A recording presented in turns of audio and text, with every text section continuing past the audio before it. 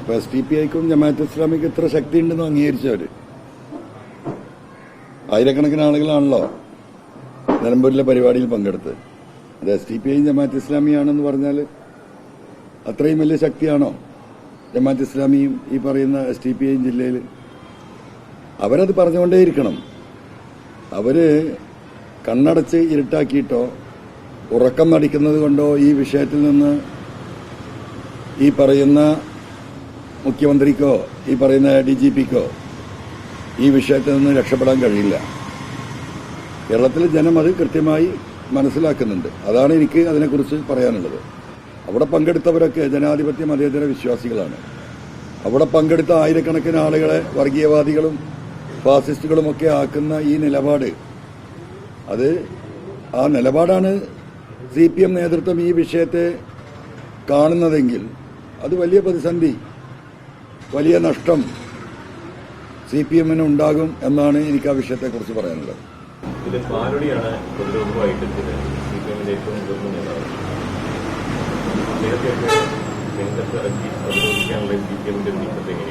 അല്ല, അദ്ദേഹത്തെ ഇറക്കി പ്രതിരോധിക്കുക എന്ന് പറഞ്ഞാൽ ബഹുമാനപ്പെട്ട സഖാവ് പാലോളിയെ കുറിച്ച് നമുക്ക് എല്ലാവർക്കും അറിയുള്ളൂ, കേരള ജനതയ്ക്കറിയാം.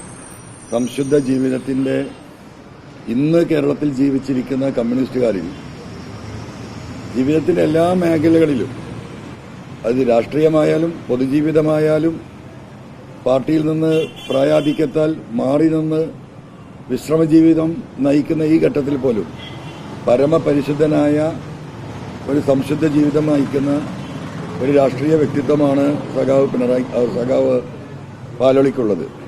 അദ്ദേഹത്തെ കൊണ്ട് അത് പറയിപ്പിക്കുകയാണ്. അദ്ദേഹത്തിന് ഇപ്പോൾ ഈ കാര്യങ്ങളൊന്നും അറിയില്ല. അത് എൻ്റെ അടുത്തൊരു പാളിച്ച ഉണ്ടായിട്ടുണ്ട്. ഞാൻ സത്യത്തിൽ അദ്ദേഹത്തെ കണ്ട് ഈ കാര്യങ്ങളൊന്ന് വിവരിക്കേണ്ടതുണ്ടായിരുന്നു. ഈ തിരക്കിനിടയിൽ ഈ ഇപ്പോഴത്തെ പെട്ടെന്നുണ്ടായ ഒരു രാഷ്ട്രീയ സാഹചര്യമാണുള്ളത്. അതിൽ അദ്ദേഹത്തെ പോയി കാണാനോ ഈ കാര്യങ്ങൾ അദ്ദേഹത്തോട് പറയാനോ എനിക്ക് സാധിച്ചിട്ടില്ല. അത് ഞാൻ അദ്ദേഹത്തെ പോയി കാണും. ഞാൻ അദ്ദേഹത്തോട് എനിക്കുണ്ടായ അനുഭവങ്ങളും ഈ വിഷയത്തിന്റെ സത്യസന്ധതയും ഇടപെട്ട കാര്യത്തിന്റെ ലക്ഷ്യങ്ങളും അദ്ദേഹത്തെ ഞാൻ ബോധ്യപ്പെടുത്തും. അന്ന് അദ്ദേഹത്തിന് ഈ തെറ്റിദ്ധാരണ മാറും എന്ന് തന്നെയാണ് ഞാൻ പ്രതീക്ഷിക്കുന്നത്.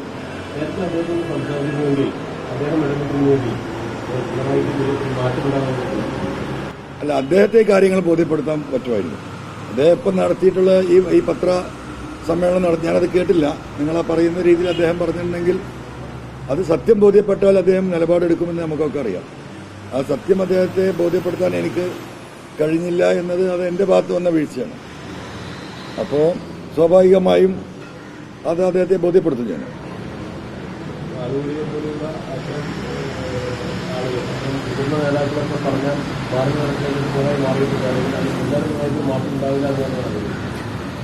സഖാവ് പാലോളി